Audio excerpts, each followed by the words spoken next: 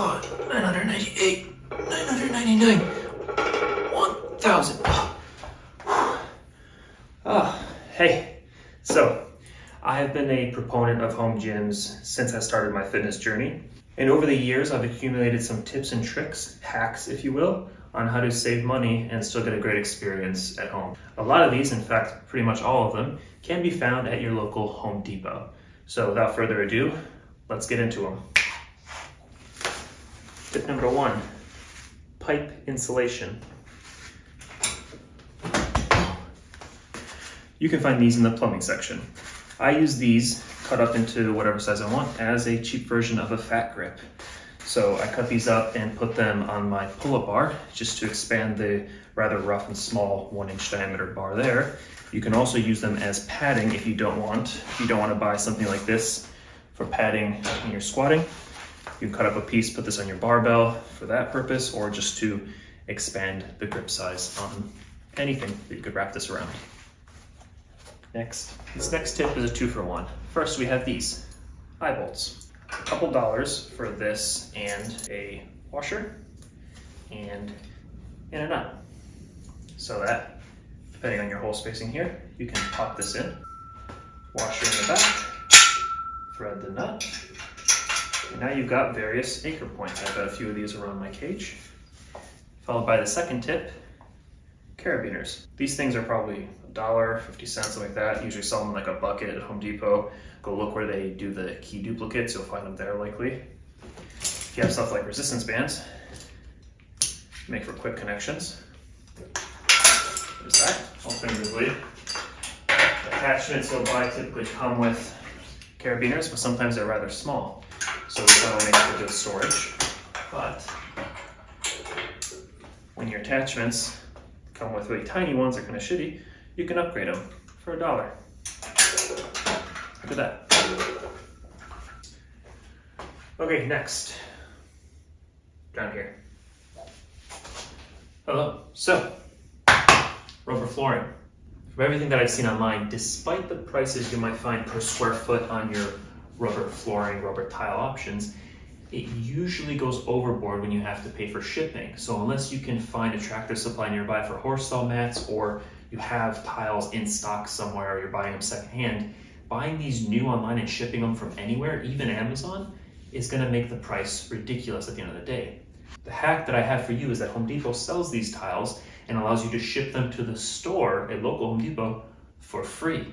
That keeps the price per square foot exactly as is. All you have to do is just go by and pick them up. If you wait for shipping, you're gonna wait for shipping anyway to your house, but instead of paying for it, just have it sent to the store as if it was in stock. So compare wherever you're looking at rubber floor tiles to the final price of putting the exact amount you want in your cart in Home Depot and having it shipped to the store. So check those. While I've got you down here, let's go to my next tip. Foam tiles. Now, this is no surprise. These are very inexpensive and very popular for home gyms. They're not recommended for anything that's load bearing or you don't want to use these either for doing any kind of lifts on, because it's rather an unstable platform. So that's not what this is about. So these instead I use for a couple different purposes. Because you can buy them rather cheap, I buy a pack. I cut them up into quarters. With some spray adhesive, I glue a couple together just so they're easier to manage. And I use these as makeshift yoga blocks. They're great for padding, whether you want to put your knees down for whatever exercise. But my main use is when I'm deadlifting, and I'll demonstrate with this easy bar while it's down here instead of my barbell.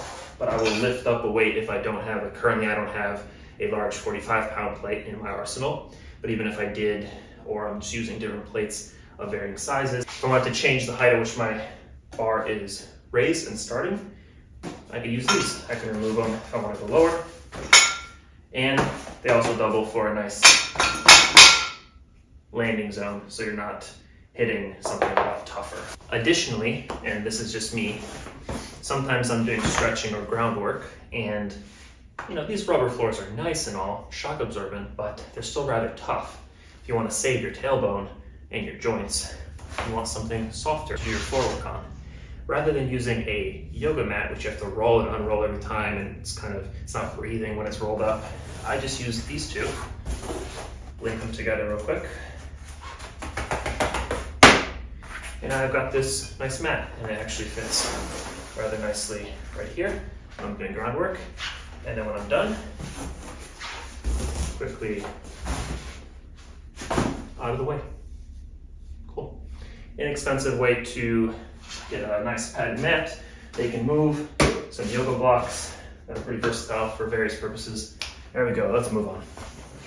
Next up, I recommend buying furniture padding. You can buy them in larger blocks like this, and then you just cut them up to size.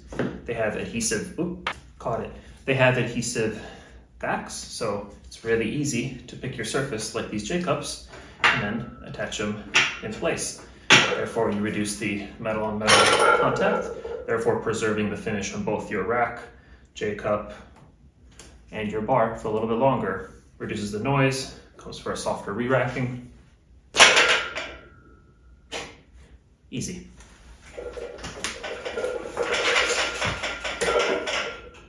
Okay. Speaking of preserving your finish, my last tip is this. This can of spray paint, you can find of course in the paint aisle, is called Rust Reform by Rust-Oleum. It's my quick, cheap, and easy way to restore, reform rusty old bare steel things like barbells and weights. And in fact, does it work? Well, if you like the way this bar looks, and these plates look, and these plates look, then you can check out my videos on both the plates and the barbell, how I killed some of the rust, stopped it with this, and finished it with another coat of your desired finish, in my case, matte black. This is overall a really quick, inexpensive way to just cover any rusty old equipment and give it the desired finish that you want. I think it looks great. I like the all black look. I could add color to these if I wanted to. I don't. And it holds up really well. The plates are holding up phenomenally. The barbell also holds up great. The knurling has not been compromised. I get that question a lot. And sliding plates in and out of the sleeve here, completely fine. You can see some scuff marks, totally acceptable. You'd get the same thing on a bare metal finish. And honestly, it's metal on metal. The only thing is, the finish does get worn out right here wherever the plates are loaded, only when I'm doing deadlifts and if I'm slamming the weights a lot. But all you gotta do is a little spurts. I'm not gonna do it because it's not ventilated in here at the moment. All you gotta do is a little spurts and you're covered it right back up. Good as new. Easy. $7 a can or something like that. And it looks like you have factory finished equipment. Boom! It looks sick. Just murdered out. Yeah. And there you have it. Those are my tips on quick home gym hacks that you can find at Home Depot. Save some money, get the job done. Hope you liked it. If you have any inexpensive home gym hacks, especially if they can be achieved by visiting your local Home Depot, let me know in the comments. Yeah, that's it. Okay, thanks for watching.